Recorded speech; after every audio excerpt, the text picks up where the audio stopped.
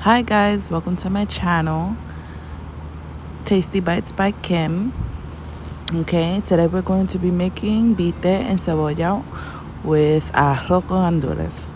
Okay, so follow me along. So I'm going to be putting some olive oil in the pot. Okay, and let that warm up.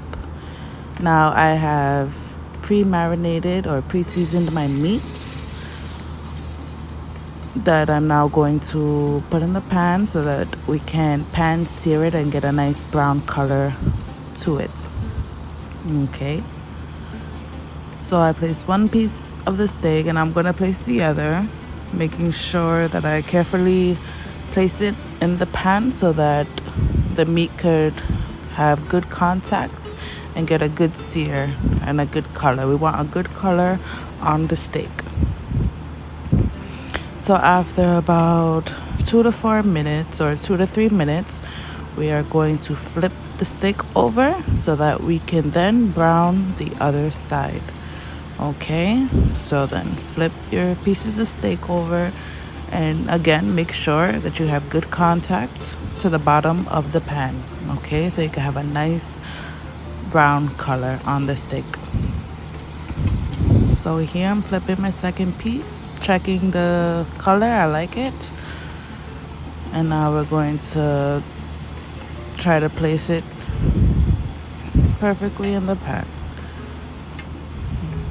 Make sure to flip all the pieces. And then again for 2 to 4 minutes or 2 to 3 minutes, we're gonna check and let the steak do its thing. Okay. So here I'm adding a 1/4 cup of vinegar, 2 cloves of garlic, and a few pinches of oregano leaves. And then I just added the leftover marinade in with the steak.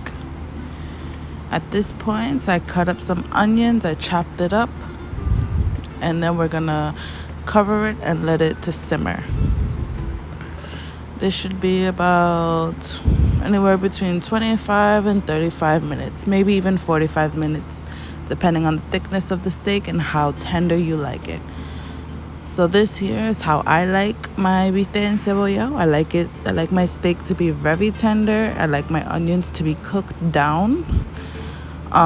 They do have a bite because we cook the steak with the vinegar, so it has a slight tart taste.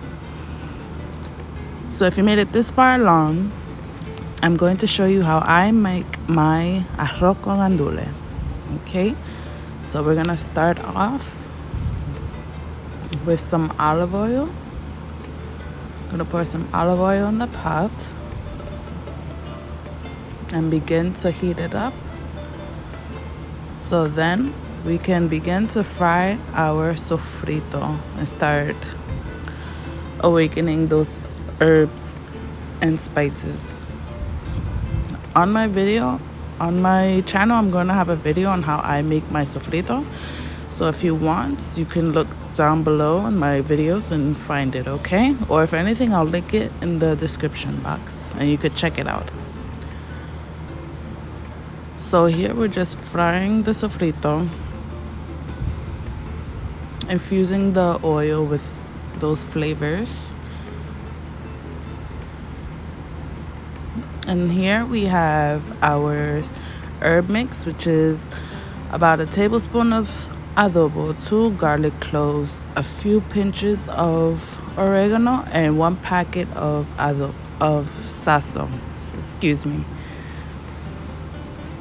And then we're gonna incorporate that in with the sofrito and infuse the oil with those flavors as well. We're gonna let this fry for about 2 to 3 minutes, making sure, consistently stirring it, making sure that it does not burn, okay? We do not want this to burn. So your fire should be on like a medium low, not too high, okay? We don't want this to burn. We're just trying to infuse the oil with all these beautiful flavors. So now we're going to add our tomato sauce. We're going to put about a half a can of tomato sauce. Yeah, about a half a can. Depending on how much rice you're gonna make. Here I just needed about a half of a can. And now we're going to mix it in and incorporate it in with the sofrito and the spices, the spice blend. And we're going to cook out the tomato sauce so that that bitter taste that it has can cook out. I'm gonna cook it for about 2 to 4 minutes.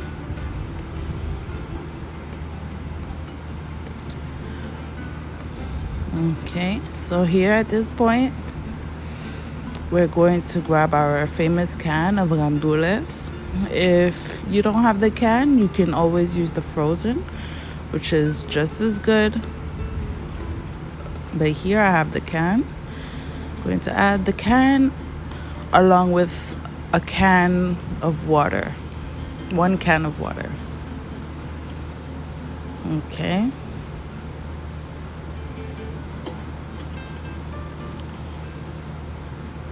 So now we're going to add our salt and our pepper.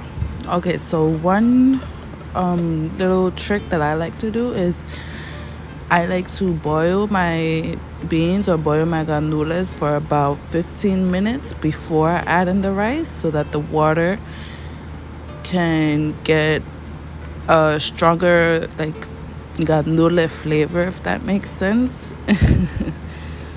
So yeah, so I boil my beans for about 15 to 20 minutes before I actually begin to add the rice, okay? So that the flavors could be a little bit stronger. So here I have my rice. I have about 2.5 cups of washed rice. Please make sure you wash your rice. It also helps to absorb the flavor better, I believe. Okay, so you can see that I boiled down my water a little bit, so you can see the rim around the pot. So now we're just gonna mix in the rice in with the tomato sauce and water. I added a little bit more water because I saw that it needed it. My water to rice ratio is usually like, for instance, here I use 2.5 cups of rice, so then I would make it 3 cups of water. So I'll just add an extra half of a cup of water to my rice. So we're gonna put the flame should be on high right now. We're gonna let the water dry out to about this much. And now we're going to add our salchichon, or you could add smoked ham or any type of smoked sausage of your preference, or you could even go meatless. The option is yours, and I could guarantee it is going to taste great either way. So now we mix in the salchichon, and now it's time to cover the pot and steam the rice. Okay, so once you cover it, I like to cover my rice with aluminum foil. So once it's covered, you should have your flame on low, the lowest setting, and you're gonna let that steam for about 15 to 25 minutes. Okay, now you're gonna fluff up your rice. The rice came out beautiful, nice and fluffy. And you're gonna fluff up your rice and make sure that you flip your rice from bottom to top, okay? So flip bottom to top.